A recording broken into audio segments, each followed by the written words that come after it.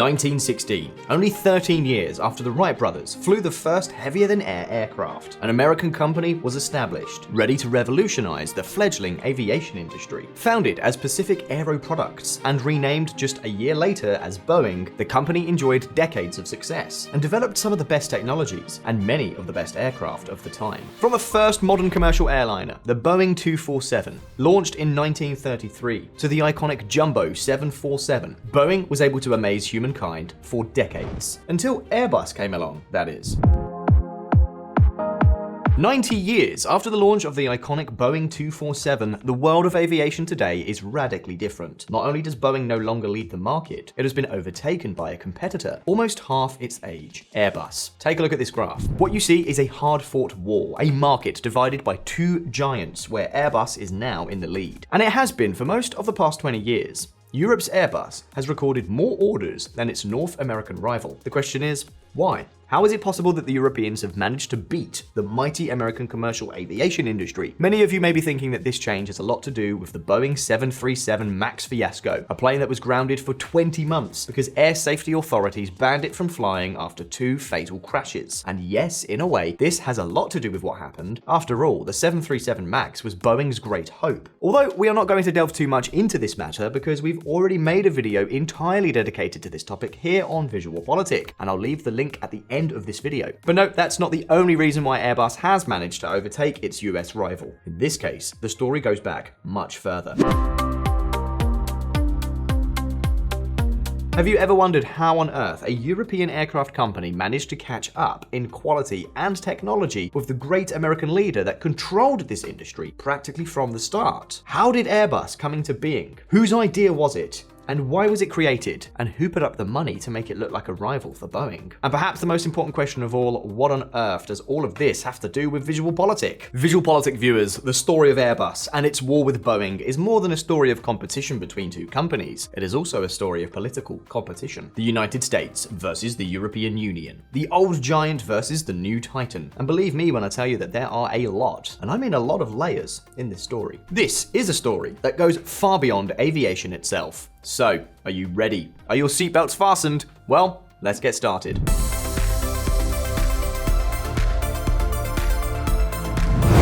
Unity is strength.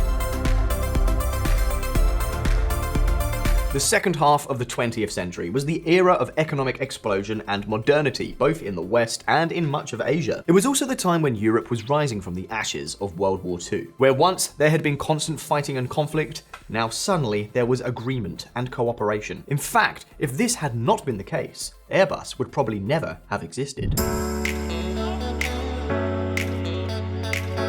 The European aeronautics company par excellence was launched in 1970. It was the result of a political negotiation between governments that had already begun a few years earlier. Yes, that's right. Airbus was not the brainchild of some visionary entrepreneur or anything like that. The idea came from the offices of the French and West German governments in the late 1960s. To achieve this, these governments encouraged the union of the French aeronautical company Aerospatiale with the German company Deutsche Airbus. The consortium was later joined by aeronautical companies from Spain and the United Kingdom. In essence, the idea was to replicate the collaboration that the French and the British had undertaken to create Concorde a few years earlier, but in this case, with the objective of creating a long-term structure that would make it possible to make aircraft that were, shall we say, less exclusive. Aircraft that first had to be able to fill a gap in which the American Boeing, Lockheed, and McDonnell Douglas, which completed about 80% of the market, had no product, and later to compete with them directly on a large scale. And so it is that the first aircraft to be launched was the Airbus A300, which was the first wide-body aircraft to make commercial flights with 2 engines under ETOPS standards. But let's not get sidetracked, and let's get into the situation.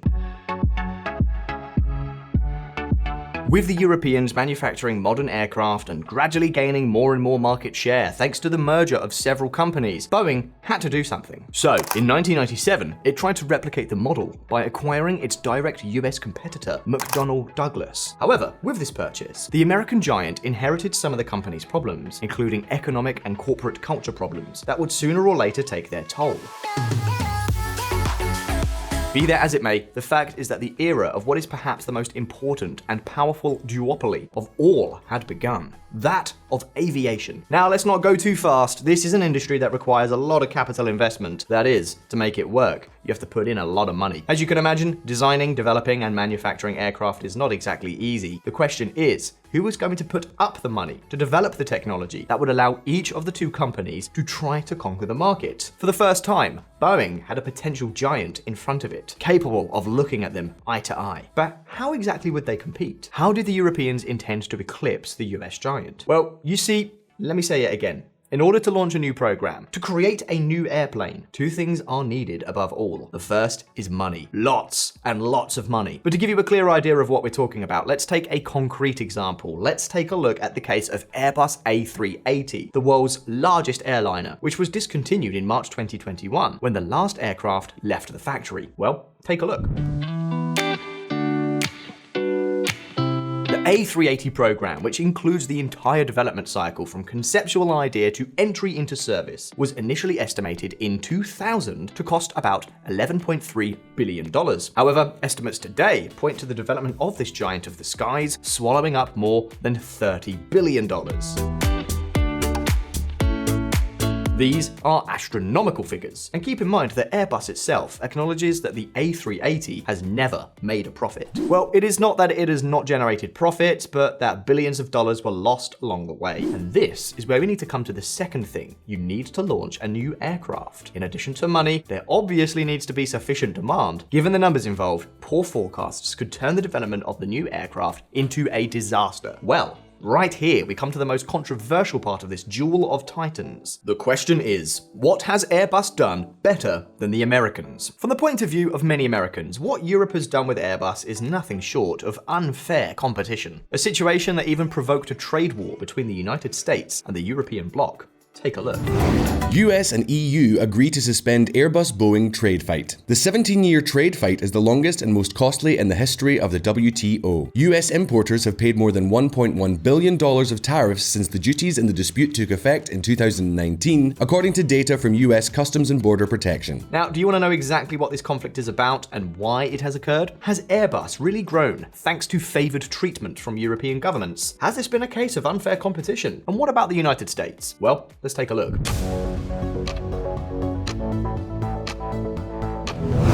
War of egos.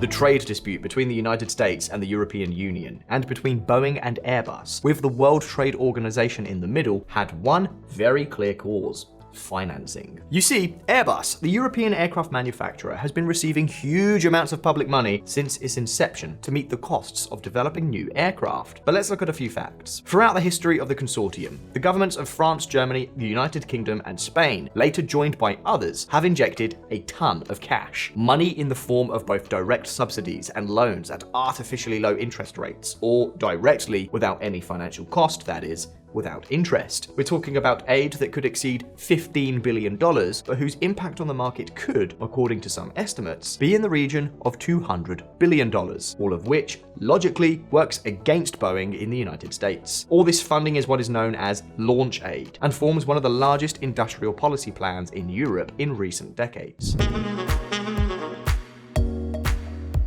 Basically, the European states used these tools to cover a significant part of the cost of the development of the first Airbus models, such as the A300, or the mid-sized aircraft family, such as the A320, which competes with the Boeing 737. The conflict arises because, initially, the idea was that these subsidies would be reduced until they disappeared, as Airbus matured in the market, and also because they would have to be repaid in full as each program made a profit.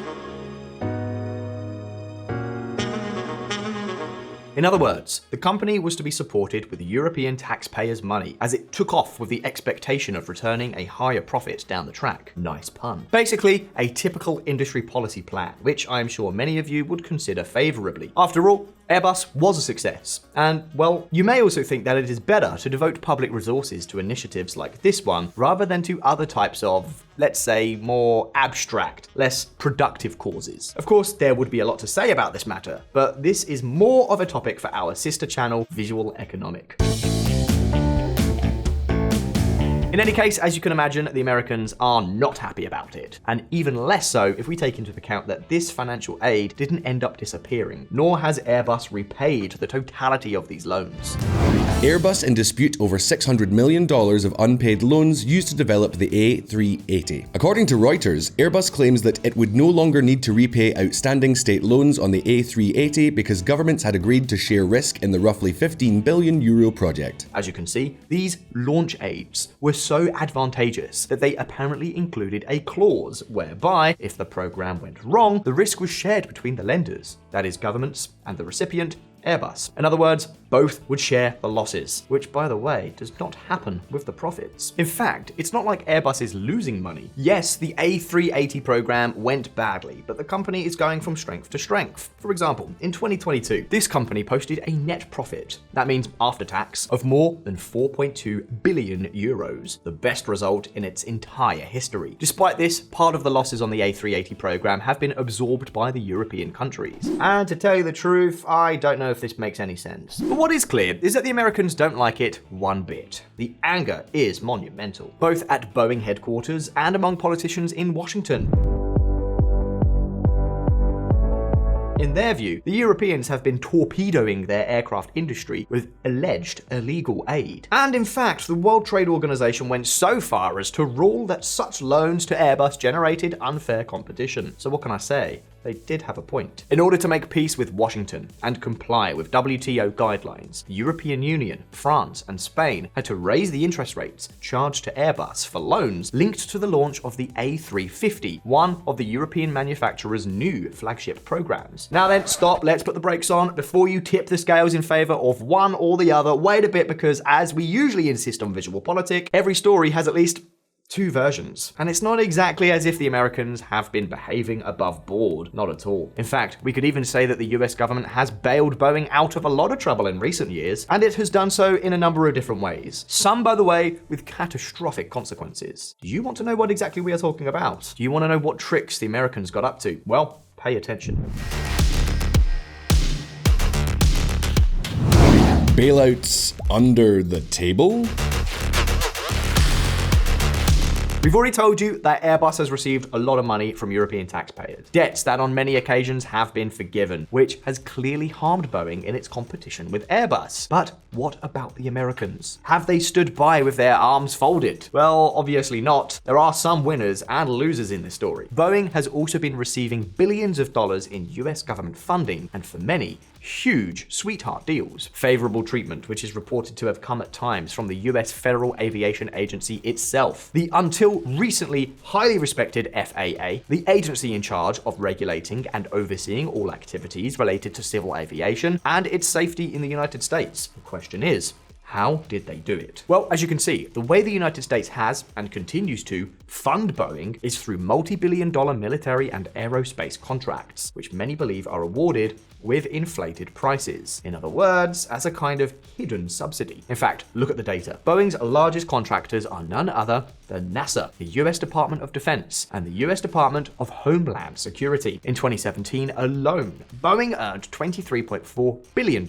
in US government contracts, according to data compiled from the General Services Administration. And in fact, in its defense, Airbus claims that the constant and numerous contracts Boeing receives from the US government and public agencies are a way of subsidizing the American aviation giant. But not only that, there is also the alleged favorable treatment by the FAA that we were telling you about a moment ago. Take a look. FAA saw high risk of crashes, but let Boeing 737 MAX keep flying. The Boeing 737 MAX crashes were the horrific culmination of a series of faulty technical assumptions by Boeing's engineers, a lack of transparency on the part of Boeing's management, and grossly insufficient oversight by the FAA. Report of Transportation and Infrastructure Committee of the United States House of Representatives. FAA and Boeing manipulated 737 MAX tests during recertification. In fact, all indications are, in addition to the money that the United States injects into Boeing every year through contracts, it was also helping the company company by providing it with certain laxity when it comes to certifying its airplanes. Specifically, the case of the 737 MAX, which was an aircraft that was designed late and poorly to compete with the Airbus A320neo, which was launched practically by surprise and against which Boeing found itself out of the market and unable to compete.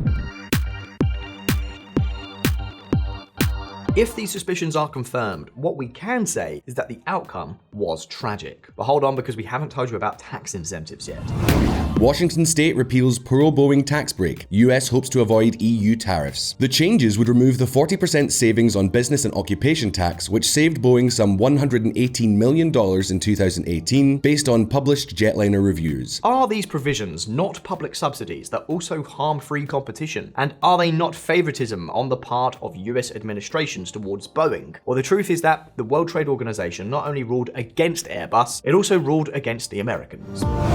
WTO rules US failed to stop unfair tax break to Boeing. The US had not enforced an order in 2012 to stop subsidies to the US aircraft maker through Washington state tax breaks. The undue competitive advantage led to lost sales of Airbus A320neo and A320ceo single-aisle aircraft in 5 sales campaigns. So, what can I say? Both giants are guilty of doing the same thing, but in different ways. This is a story in which there are neither good guys nor bad guys. But at the ground level, there are big suckers, the taxpayers. Because yes, it may be reasonable to support the development of large technological and industrial projects, but perhaps the aid should be fairer, limited, and open to more companies.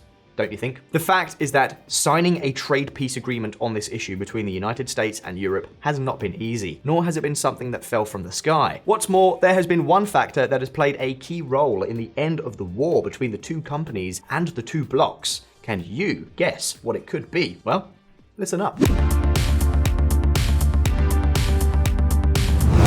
What China has joined together, let no man put asunder. 17 years of war between the world's two leading aircraft companies takes its toll. In the end, it's something we repeat a lot on VisualPolitik. Trade wars don't usually benefit either side, and the case of Boeing and Airbus is no different. Both manufacturers have been hurting each other, and by extension, may have been hurting the development of the industry. The fight between the United States and the European Union raised import and export costs, restricted the use and development of technologies, and ultimately made aircraft more expensive and slowed the evolution of the industry. And do you know what? This created an ideal breeding ground for others to try to take advantage of the troubled waters. Now the wolf's ears are in view, and yes, the wolf is, once again, China. We also agreed to work together, the EU and the US, to challenge and counter China's non-market practices in this sector that give China's companies an unfair advantage. As we also told you in a past video in our dedicated series of videos on the world of aviation, the Airbus-Boeing duopoly could be threatened, at least in the short and medium haul segment, by a new competitor, China's COMAC.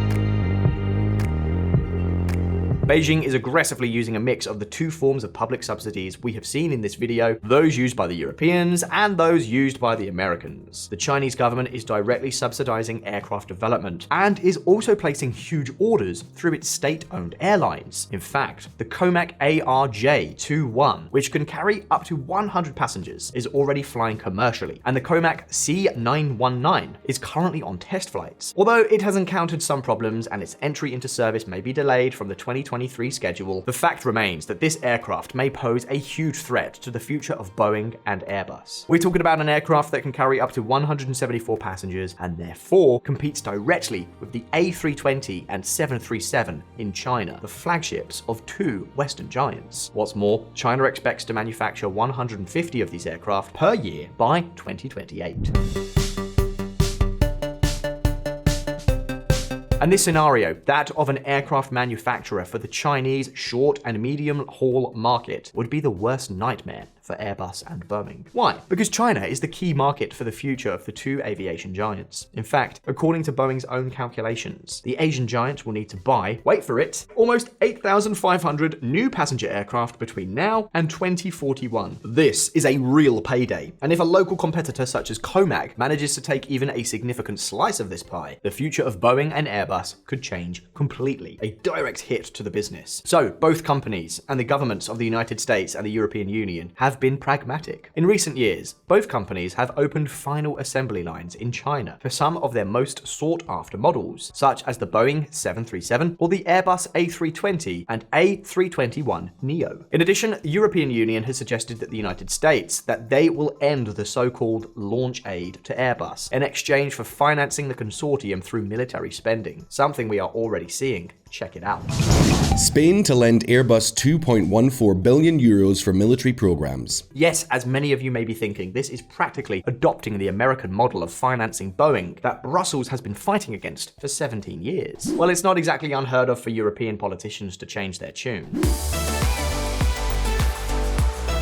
What is known so far is that both blocs, the EU and the US, have signed a truce, a ceasefire in this trade war, which in theory should be resolved before 2026. The future? Well, we can't know for sure, but what is clear is that neither Airbus nor Boeing is in a position to complain too much about unfair competition. The two industrial giants have received enormous amounts of money, both control more or less a similar share of the market, and both have enormous political connections with the public sector. But now, it's your turn. Do you think Airbus and Boeing will make peace for good? Should the two companies start working together to prevent the Chinese from gaining a foothold in the market? What do you think the war for control of the skies may look like in the coming decades? Leave us your thoughts in the comments. Remember that if you also like what we do, you can support us by joining our community in Patreon in one of the 6 different options that we have. Once again, thank you very much for being there. All the best. I'll see you next time.